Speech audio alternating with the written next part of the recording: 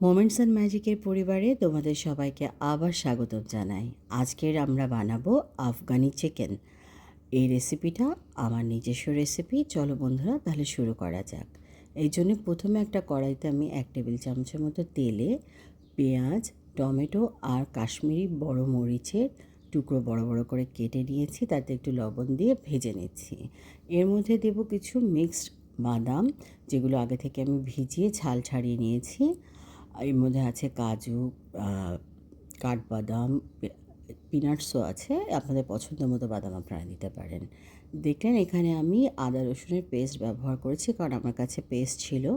আপনারা চাইলে এই পর্যায়ে কেটেও দিতে পারেন আদা রসুন।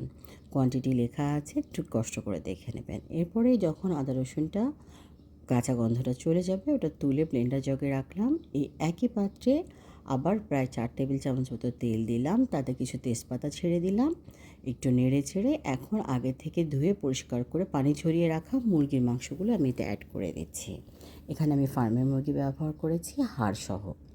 মাংসটা পুরো অ্যাড করে সামান্য একটু লবণ দিয়েছি। লবণটা এই পর্যায়ে আসলে না দিলেও হয়, তাও আমি দিয়েছি। দেওয়ার পরে আমি এটাকে ভালো মতো কষিয়ে নিচ্ছি যতক্ষণ না মুরগিটা সাদা হয়ে আসবে, মানে রঙটা বদলে যাবে।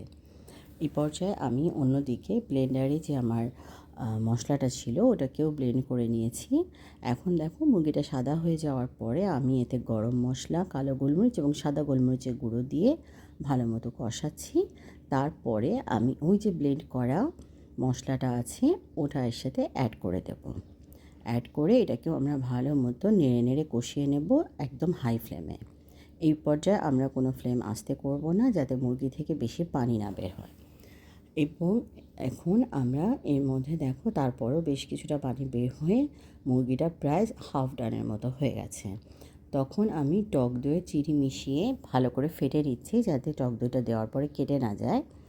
তাই ফেটে নেওয়া টক দইটা এখন আমি এটার সাথে মিশিয়ে দেব।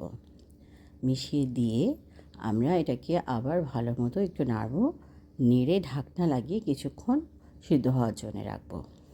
এ পর্যায়ে বলি, আমার রেসিপিগুলো ভালো লাগলে অবশ্যই লাইক, শেয়ার, সাবস্ক্রাইব করতে ভুলবে না। আর কমেন্ট করে জানাবে কেমন লাগছে আমাদের ভিডিওগুলো। অন্য কোনো ভিডিও দেখতে চাইলে সেগুলোও জানাবে। তোমাদের কমেন্ট আমাদের জন্য খুবই জরুরি।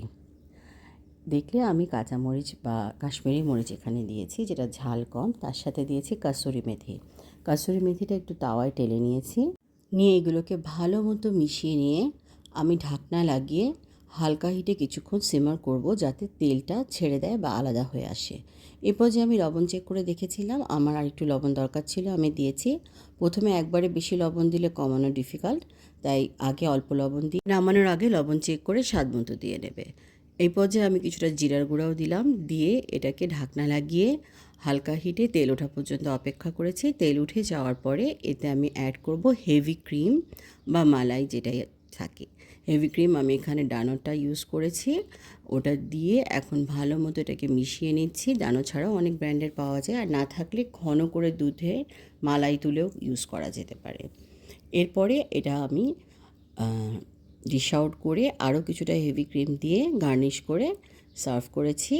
এটা রুটি বা পরোটার সাথে বেশি ভালো লাগে, পোলাওয়ের সাথেও খেতে খারাপ লাগে না। আই হোপ তোমরা এটা ট্রাই করবে এবং এনজয় করবে। বাই।